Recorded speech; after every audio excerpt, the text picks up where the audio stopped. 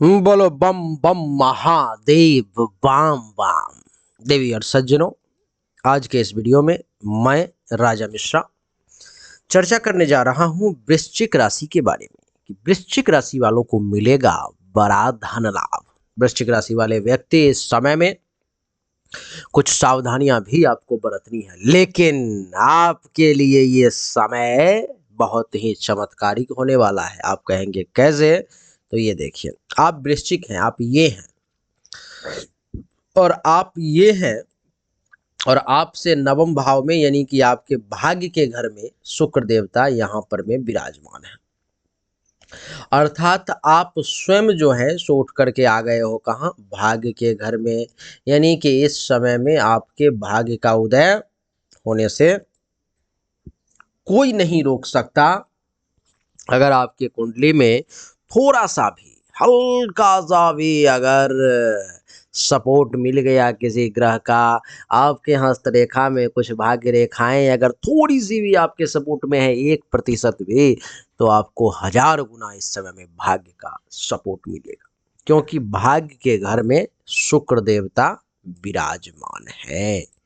देवी और सज्जनों, शुक्र देवता का भाग्य के घर में विराजमान होना क्या कैसा फल लाएगा उसको समझेंगे। लेकिन बहुत सारे लोग ऐसा कहते हैं कि गुरुदेव, अच्छी अच्छी बातें बताई जाती है कि आपके साथ ये बढ़िया घटना होने वाला है, ये बढ़िया घटना होने वाला है, ये भाग्योदय होगा, ये धन लाभ मिलेगा, अब तो आपको ऐसा होगा वैसा होगा। लेकिन दुखद बात ये है कि मैं जिस प्रकार पहले दुखी था, अभी भी उसी प्रकार से दुखी हूँ। मुझे कुछ नहीं मिल रहा, मैं वैसा ही परेशान हूँ जैसे पहले परेशान था। अगर आप भी उन चुनिंदे लोगों में से हैं जिनको ऊपर से बारिश तो हो रही है लेकिन बूंदे नसीब नहीं हो रही है, तो आपको जरूरत है अपनी हस्तरेखा, आपको जरूरत है अपनी जन्म कुंडली की जांच करवाने की। जांच करवाने के लिए व्हाट्सएप नंबर है 7062757996। इस नंबर पर मैं आपको अपनी जन्म तारीख, जन्म समय, जन्म स्थान, दोनों हाथ की हथेली का फोटो अवश्य भेजना है। आपको सही और एक्यूरेट जानकारी जो है सो प्राप्त होगी। आइए चर्चा को आरंभ करें और जानने की कोशिश करें कि वृश्चिक राशि वालों के लिए आखिर शुक्र का आज से लेकर के 31 जुलाई तक कैसा रहने वाला है समय, कैसा राशि परिवर्तन का फल मिलने वाला है।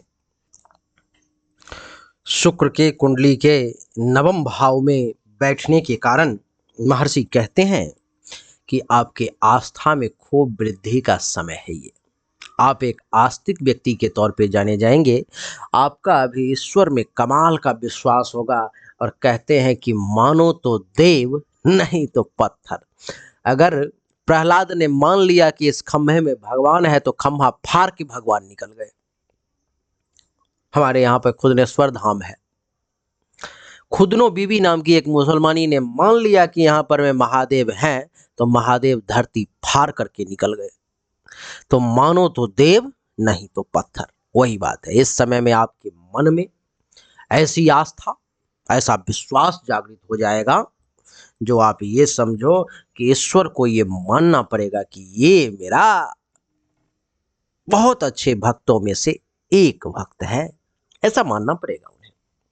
आपके ऊपर में ईश्वर को ध्यान देना ही होगा। आपकी आस्था ऐसी प्रबल हो जाएगी। देवी और सज्जनों, इतना ही नहीं, आपके गुण में भी वृद्धि होगी। आप एक गुणवान व्यक्ति के तौर पर में भी जाने जाएंगे।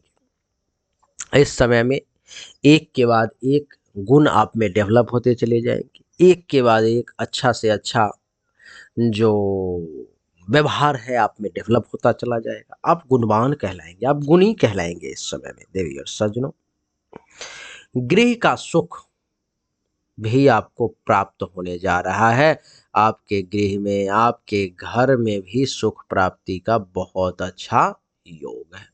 देवी और सज्जनों, आपकी जानकारी के लिए मैं ये बता दूं कि आपको अपने घर में इस समय में सभी लोगों से प्रेम, सभी लोगों से अच्छा भाव देखने को मिलेगा। आप बहुत अच्छे व्यक्ति के तौर पे जाने जाएंगे। अच्छा, कहीं पर में अगर आपका प्रेम संबंध चल रहा हो तो वो भी बढ़िया रहेगा। कहीं पर में किसी को प्रपोज करना चाह रहे हैं आप, तो वो भी अभी से लेकर के 31 जुलाई के बीच में आप प्रपोज कर सकते हैं। आपके लिए वो बढ़िया समय रहेगा, आपके लिए वो बहुत अच्छा प्रेम संबंध के लिए और गहराई और गहराई और गहराई में उतरने का ये समय है। देवी और सज्जनों, आपके हृदय में दयालुता का भाव रहेगा भरा हुआ इस समय में, आपके मन में इंसानियत का भाव रहेगा। आप इस समय में किसी को भी दुखी देख करके बहुत दुखी हो जाएंगे, किसी को भी परेशान देख करके बहुत परेशान हो जाएंगे, किसी को भी कष्ट में देखेंगे तो आपका मन कष्ट से व्यथित हो जाएगा। ऐसी स्थिति अगर उत्पन्न होती है तो आपको इस समय में समाज एक संत, एक महात्मा, एक धर्मात्मा, एक दयालु की पदवी जो है सो निश्चित तौर पर में देगा। आपकी जानकारी के लिए बता दूं कि पवित्र तीर्थ करने का भी ये समय है। इस समय में आपको मंदिर, तीर्थ यात्रा, ये सब जाने का भी अवसर जो है सो प्राप्त होगा। राजप्रिय कहलाएंगे इस समय में, अर्थात बड़े बड़े जो लोग हैं उनसे आपको इस समय में बड़ा प्रेम रहेगा और वो लोग भी आपको बहुत मानेंगे। इस समय में धर्म का पालन करके आप धर्मात्मा तो कहलाएंगे ही, साथ ही साथ शुक्र की यहाँ से सप्तम दृष्टि कुंडली के तीसरे भाव पर पड़ रही है। देवी और सज्जनों, कुंडली के तीसरे भाव पर में शुक्र की दृष्टि ये दर्शाता है कि आप एक अच्छे शासनकर्ता, आप एक अच्छे शासक के तौर पर में भी जाने जाएंगे। भाई बहन का भी इस समय में आपको खूब सुख मिलेगा और जिसकी उम्र 25 से ऊपर हो गई है उसको भाग्य का भी अच्छा खासा साथ मिलेगा। देवी और सज्जनों, ये आपसे नवम भाव है, ये आप ये हैं तो यहाँ से नवम है, ये आपका तो भाग्य का साथ मिलेगा ही, लेकिन आपके परिवार, ये आपका परिवार है, यहाँ से ये अष्टम भाव हो गया ये, यानी कि आपके परिवार से अष्टम, यानी कि परिवार में कोई ना कोई व्यक्ति बहुत परेशान हो जाएगा, परिवार में कोई ना कोई व्यक्ति बहुत दुखी हो जाएगा, परिवार में कोई ना कोई इस समय बहुत ज़्यादा जो है सो कष्ट समस्याओं से घिर जाएगा, तो वो आपको देखने को मिलेगा। तीसरा भाव छोटे भाई बहन का होता है, तो छोटे भाई बहन से सप्तम है, यानी कि छोटे भाई बहन में अगर किसी का विवाह की चर्चा चल रही है, विवाह करना चाह रहे हो तो इसमें बातचीत आगे बढ़ सकती है, और अगर विवाह हो चुका है तो छोटे भाई बहन को दाम्पत्य जीवन का सुख इस समय में प्राप्त होगा। ये चौथा भाव है। चौथे भाव से जो है सो ये 1 2 3 4 5 6, चौथे से छठा हुआ, यानी कि माँ से छठा, माता जी को हेल्थ वाइज इशू का सामना करना पड़ेगा, माता को कुछ कष्ट का सामना करना पड़ सकता है, कुछ जमीन वगैरह से संबंधित लफड़ा आपके सामने में आ सकता है। ये संतान से पांचवा हो गया, यानी कि 1 2 3 4 5, संतान से पांचवा अगर आपको पोता पोती वगैरह है तो उसका आपको खूब लाभ मिलेगा, पोता पोती का आनंद मिलेगा और पोता पोती भी बहुत अच्छे तरीके से सुखी और स्वस्थ रहेगा।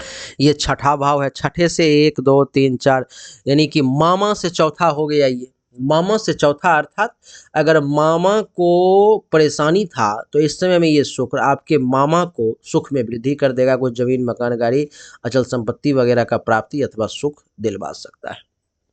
ये सातवां भाव हुआ आपके जीवन साथी का, इससे तीसरा है, यानी कि आपका अगर कोई छोटा साला वगैरह है अथवा आपके जीवन साथी का कोई छोटा भाई वगैरह है तो उसको इस समय में शुक्र जो है बहुत पराक्रमी, बहुत ज़्यादा जो है सो धैर्यवान, प्रभावशाली, साहसी बनाने का प्रयास करेगा। ये आठवां भाव है। आठवां से दूसरा भाव है ये, यानी कि विदेश से अगर आपका कोई कनेक्शन है तो यहाँ से धन का कुछ विशेष लाभ हो सकता है। ये 10वां भाव है, यानी कि ये समझो कि ससुराल का ये भाव हुआ और ससुराल से 12वां, ससुराल में हो सकता है तो किसी की मृत्यु हो जाए, ऐसा संभव है, अर्थात वो आपके ससुराल के घर के अथवा उनके अर्जन परिजन कोई भी हो सकते हैं। ये जो एकादश भाव है, यानी कि आप ये देखो कि यहाँ से ये बड़े भाई बहन से 1 2 3 4 5 6 7 8 9 10 11 बड़े भाई बहन को अच्छा खासा धन लाभ का योग बनेगा, कुछ बड़ा उपलब्धि वगैरह की प्राप्ति जो है सो हो सकती है।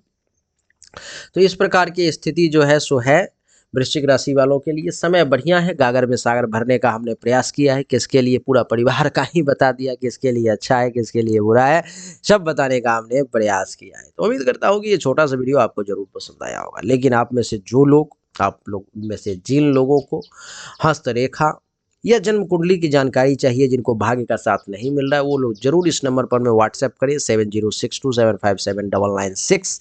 आपको सही और एक्यूरेट जानकारी निश्चित तौर पर में प्राप्त हो पाएगी। अच्छा लगा तो वीडियो को लाइक करें, शेयर करें, चैनल को सब्सक्राइब करके इसके बेल आइकन के बटन को दबाएं। एक बार फिर से आप सभी का बहुत बहुत धन्यवाद। Thank you so much. जय हिंद, वंदे मातरम। बोलिए राधे।